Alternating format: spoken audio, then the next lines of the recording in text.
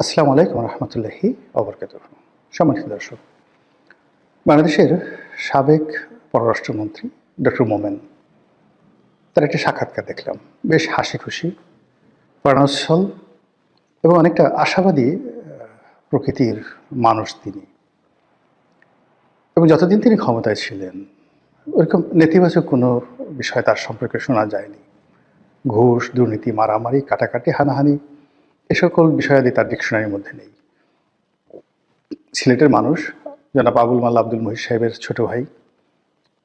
প্রথম জীবনে তিনি শিক্ষকতা করেছেন ঢাকা বিশ্ববিদ্যালয়, পরে বিভিন্ন আন্তর্জাতিক সংস্থায় চাকরি করেছেন। আপাতমস্তক একজন নিরেট ভদ্রলোক মানুষ। তো যারা তাকে দেখেছেন দেখবেন যে তার মাথায় দীর্ঘদিন পর চুলা ছিল, এখন তিনি পুরো টাক মাথা করে ঘুরে বেড়ান, মুখে দাড়ি রেখেছেন। এবং তিনি যখন মন্ত্রী ছিলেন তখন যে তার চেহারা সুরত ছিল তার সাথে এখন তার চেহারা সুরত ভালো হয়েছে।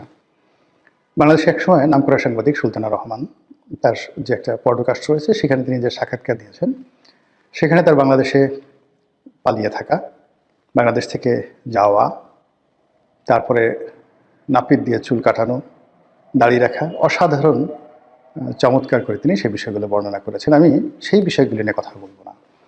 আমি যে বিষয়গুলি নিয়ে কথা বলবো সেটা হলো যে এই ভদ্রলোকের কথাবার্তার মধ্যে কোনো রকম মুনাফেকি নেই এবং এই কথাবার্তার মধ্যে রাজনীতির কোনো কৌশলতা নেই।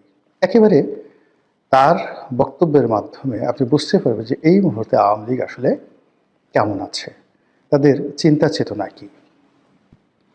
অন্যান্য যারা ধরেন জাহাঙ্গীর কবির নানক আছেন বা অন্যান্য যে সকল নেতৃবৃন্দ রয়েছেন, বাহাদুর নাসিম, তাদের অলমোস্ট সব কথাগুলোই পলিটিক্যাল, রাজনীতির মার কাছে।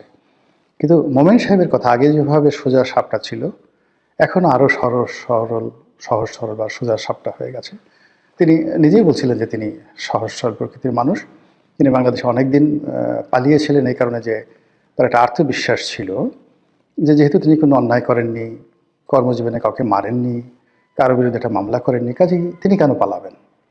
কিন্তু পরবর্তী তিনি যখন দেখলেন যে তার বিশ্বাসের সঙ্গে আসলে মিলছে না, অনেক কিছুই বাংলাদেশে ঘটছে যেখানে নিরপরাধ লোকগুলো মামলা মোকদ্দমায় ফেঁসে যাচ্ছেন, তখন তার স্ত্রী মহোদয়া তাকে যে প্রেশার ক্রিয়েট করলেন, বুদ্ধি দিলেন এবং সেই বুদ্ধি অনুযায়ী তিনি একেবারে পালাতে পেরে ভীষণ রকম আনন্দিত। তো যেটা আলোচনা করব আজকের এই ভিডিওতে, তিনি তার সেই সাক্ষাৎকারে একটি জায়গাতে বলেছেন যে ডক্টর মোহাম্মদ ইউনূসের উচিত খুব দ্রুত বাংলাদেশ থেকে চলে যাওয়া এবং একটি তত্ত্বাবধায়ক সরকারের হাতে ক্ষমতা দিয়ে। এই হলো একটা ঘটনা। দ্বিতীয় ঘটনা, তিনি বলেছেন যে এখন নির্বাচন হলে যে কোনোভাবে নির্বাচন হোক না কেন, সেই নির্বাচনে আওয়ামী লীগ বিজয়ী হবে। আর আওয়ামী লীগ যদি বিজয়ী হয় তাহলে তো ডক্টর মোহাম্মদ ইউনূস যেতে পারবে না। আওয়ামী লীগের যারা লোকজন আছে তারা তাকে পিটুনি দিবে, ওই আগের মতো তারা তাকে পিটুনি দিবে। এই যে কথাগুলো, এই কথাগুলো নিয়ে মূলত আমার একটা, যাকে বলা হয় নতুন ক্যালকুলেশন, সেটা হলো আওয়ামী লীগের যত লোকের কথাবার্তা আমি শুনেছি বা যত লোকের সঙ্গে আমার পরিচয় আছে, কথাবার্তা হয়েছে, একজন সিঙ্গেল লোক আমি পেলাম না যারা মানে গত 15 বছরের কোনো কর্মকাণ্ডের জন্য শেখ হাসিনাকে দায়ী করেন। কেউ নাই। তারা সবাই দায়ী করেন, যেমন সালমান এফ রহমানকে দায়ী করেন, আনিসুল হককে দায়ী করেন, ওবায়দুল কাদেরকে দায়ী করেন, অন্যান্য যারা দলের মধ্যে দুর্নীতি করেছেন তাদেরকে দায়ী করেন। কিন্তু শেখ হাসিনা, শেখ রেহানা, জয়, পুতুল, তাদের সম্পর্কে একটা সিঙ্গেল শব্দ আজ পর্যন্ত কেউ করেননি। 2 নম্বর হলো যারা পালিয়েছেন, সব কিছু হারিয়েছেন, এটা নিয়ে তাদের কোনো আফসোস নেই। তারা খুব দ্রুত ফিরতে চান। আর এই ফেরার জন্য তারা এক বুক আশা নিয়ে বসে আছেন। আর তাদের যে মিনতি, তাদের যে আকুতি, সবই আওয়ামী লীগকে নিয়ে, সবই শেখ হাসিনাকে নিয়ে। দরকার হলে 10 বছর পরে থাকবেন। আমি অনেককে বলি যে আপনি তো 20 বছর আগে ফেরত আসতে পারবেন না। তখন বলে হয়তো মরেই যাব, 20 বছর তো বাঁচবো না। কিন্তু তাই বলে একবারও শেখ হাসিনাকে, বঙ্গবন্ধুকে, আওয়ামী লীগকে গালি দিয়েছে এরকম কোনো লোককে আমি এখন পর্যন্ত পাইনি। This is very significant. যারা আওয়ামী লীগের বিরুদ্ধে, যাকে বলা হয় ন্যারেটিভ দাঁড়া করাতে চাচ্ছেন, যারা আওয়ামী লীগের বিরুদ্ধে রাজনীতি করতে চাচ্ছেন, তাদের জন্য এটা একটা হুঁশিয়ারি শব্দ যে একটা একক নেতৃত্বের প্রতি কোনো রকম গ্রুপিং ছাড়া, কোনো রকম বিকল্প ছাড়া পুরো 35% আওয়ামী লীগের যারা ভোটার আছে তারা তাদের দেহ, মন, মানসিকতা, চিন্তা চেতনা শেখ হাসিনা, শেখ রেহানা, জয়, পুতুল এই পরিবারের উপর তারা নিবদ্ধ করে রেখেছেন, যেটি বিএনপির ক্ষেত্রে হয়নি। বিএনপির বহু মানুষ যারা বেগম জিয়াকে ভালোবাসতেন তারেক রহমান সাহেবকে ভালোবাসতেন না, যারা তারেক রহমান সাহেবকে ভালোবাসতেন তারা বেগম জিয়াকে বা তার লোকজনকে ভালোবাসতেন না। আবার তারেক রহমান সাহেবের সঙ্গে যাদের বনিবনা হতো না তারা ক্ষমতার জন্য, পদ পদবীর জন্য সামনে থাকতেন বা আছেন, কিন্তু পেছনে পেছনে কটূক্তি করতে ছাড়তেন না। কিন্তু সেটা আওয়ামী লীগের লোকদের মধ্যে দেখা যাচ্ছে না। তারা কেউ বলছে না শেখ হাসিনা আমাদের ছেড়ে কেন পালালেন, তিনি তো বিদেশে হাজার হাজার কোটি, লক্ষ লক্ষ কোটি টাকা পাচার করে এখন পায়ের উপর পা তুলে দিল্লিতে রাজার মতো আছেন, আর আমরা ভিখারির মতো এখানে পড়ে আছি, মামলা খাচ্ছি, মোকদ্দমা খাচ্ছি, আরো কত কি বলতে পারতেন না? কেউ বলছেন না, সিঙ্গেল ওয়ান নেই।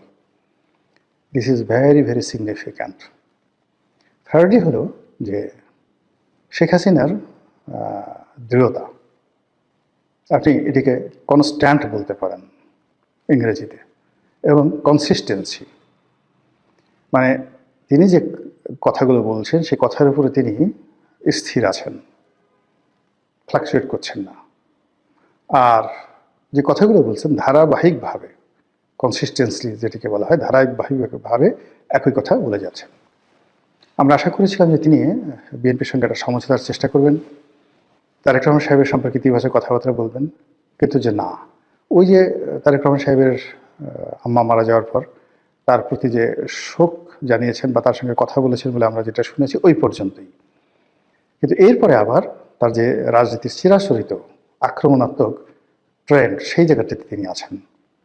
তারেক রহমান সাহেব ব্যাপক পরিবর্তন হয়েছেন, সুন্দর করে কথা বলছেন, শালীনভাবে কথা বলছেন, পরিমিত বোধ রাখছেন, কাউকে আক্রমণ করছেন না, কারো প্রতি কোনো অভিযোগ দায়ের করছেন না, কারো বিরুদ্ধে কোনো নেতিবাচক মন্তব্য করছেন না, তার মতো করে তিনি কাজ করে যাচ্ছেন। কিন্তু শেখ হাসিনা সেটা না। অর্থাৎ তারেক রহমান সাহেবকে যারা বিভিন্ন রকম নেতিবাচক আলাপ আলোচনা করতেন তার সম্পর্কে, তাদের বক্তব্য হলো যে তাদের নেতার ব্যাপক পরিবর্তন হয়েছে। কিন্তু শেখ হাসিনার একেবারে ঘোরতর শত্রু যারা আছে তারাও বলতে পারবেন না যে শেখ হাসিনা তার অতীত যে কর্মকাণ্ড বা চরিত্র বা তার যে ভাবমূর্তি, অভিব্যক্তি, কোনো জায়গা থেকে এক সুতা, 1 সেন্টিমিটার বা 1 মিলিমিটার তিনি মানে নিজেকে পরিবর্তন করেছেন। তিনি আগের মতোই আছেন। কারণটা কি? কারণটা হলো যে তার কাছে এখনো মনে হচ্ছে যে শি ওয়াজ রাইট, তাকে অন্যায়ভাবে হটানো হয়েছে। দ্বিতীয়ত, তিনি যে রাইট বা তিনি সঠিক পথে ছিলেন, কারণ হলো যে তার সরকার টানা 15টি বছর এই দেশটা পরিচালনা করছে, আর এই সরকার এত সব বুদ্ধিজীবী নিয়ে, এত সব দেশি বিদেশি বান্ধব নিয়ে, আমেরিকার সমর্থন নিয়ে 17 মাসে 17 বালতি পানি খাওয়ার পরেও কোনো কিছুতেই তারা কুল কিনারা পাচ্ছেন না। তো সেক্ষেত্রে শেখ হাসিনা এই জিনিসগুলো দেখে মনে হচ্ছে যে তিনি হয়তো রাইট আছেন। এই যে আমি এখানে যে শব্দটি ব্যবহার করেছি, শেখ হাসিনার মোনাজাত, মোনাজাত মানে ডিজায়ার, তিনি কি প্রতিজ্ঞা করেন, তিনি কি ডিজায়ার করেন, কি আশাবাদ ব্যক্ত করেন, কি প্রার্থনা করেন। মোনাজাত যদি আমরা প্রার্থনা ধরি, দ্য প্রেয়ার, তো সেক্ষেত্রে আপনি দেখবেন যে শেখ হাসিনার বক্তব্য হলো তিনি বাংলাদেশে আসবেন, নেতাকর্মীদের বলেছেন সবগুলোর তালিকা করে রাখো, এবং তিনি সবগুলোর বিরুদ্ধে প্রতিশোধ নেবেন। তার দৃঢ়তা এমনই যে তিনি নেতাকর্মীদের বলার চেষ্টা করছেন যে আমি অতীতে যা কিছু বলেছি প্রত্যেকটা জিনিস করে ছেড়েছি, ইনশাল্লাহ আগামী তো এই জিনিসগুলো আমি করে ছাড়ব। এই কথাগুলো কিন্তু মানে রাজনীতির কথা নয়, বা এই কথাগুলো কথার কথা নয়, বা এই কথাগুলো তার নেতাকর্মীদেরকে উজ্জীবিত করার জন্য নয়। আমার কাছে যেটা মনে হচ্ছে যে শেখ হাসিনা এমনই, প্রথম থেকেই তিনি এইভাবেই আক্রমণাত্মক কথা বলছেন সব সময়। আমি অন্তত 81 সন থেকে তাকে যেভাবে দেখেছি, মানে যখন ঢাকা বিশ্ববিদ্যালয়ে মানে কি বলবো ছাত্রলীগ ছাত্রদল মারামারি হতো, এই বিষয়গুলো শেখ হাসিনা নিজের হাতে হ্যান্ডেল করতেন। কার আর্মস দরকার, কার অ্যামুনিশন দরকার, কার গুলি দরকার, কার বোমা দরকার, কে কটা মারবে, কে কোন জায়গায় কী করবে, এই পুরো জিনিসগুলো তিনি নিজের হাতে তদারক করতেন। এবং এটা এখন তো ওপেন সিক্রেট হয়ে গেছে। তো সেই জায়গা থেকে তার কোনো বিচ্যুতি হয়নি, তিনি আগের মতোই এরকম কাজগুলো করে যাচ্ছেন।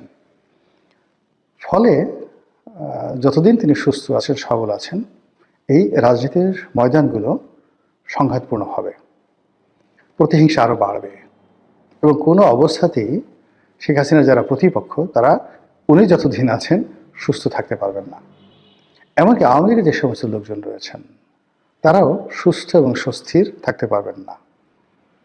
এর কারণ হলো যে এটা আমি এখন কীভাবে বলবো, ধরুন আওয়ামী লীগের লোকজন শান্তিপূর্ণভাবে একটা মিছিল করলো, তো তারা জানে মিছিল হচ্ছে, শেখ হাসিনা দিল্লি থেকে গোপনে তার 2 জন কর্মীকে বললো মারো বোমা, বোমা মারলো, একটা দুর্ঘটনা ঘটে গেল, মামলা হলো, এবং সেই মামলায় ওই আওয়ামী লীগের যারা লোকজন আছে তারা পাইকারি হারে সবাই পড়ে গেল।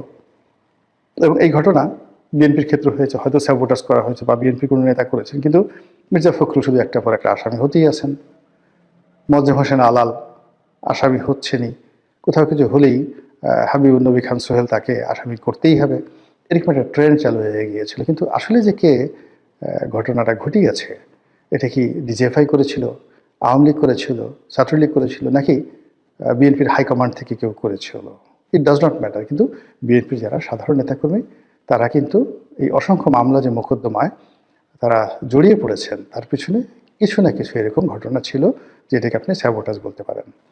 তো বিএনপির মধ্যে যদি কেউ থাকে বা মানে বিএনপির বিরুদ্ধে কেউ থাকে, বাইরে কেউ থাকে, সেটা ভিন্ন প্রসঙ্গ। কিন্তু আওয়ামী লীগ এই সমস্ত কাজকর্ম করে অনেকটা ডিক্লেয়ার দিয়ে, এবং শেখ হাসিনা নিজে।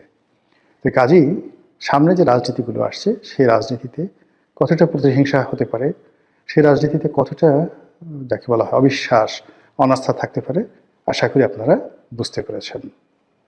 মহান আল্লাহ আমাদের সবাইকে হেদায়েত দান করুন এবং হেফাজত করুন। আসসালামু আলাইকুম ওয়া রাহমাতুল্লাহি ওয়া বারাকাতুহু।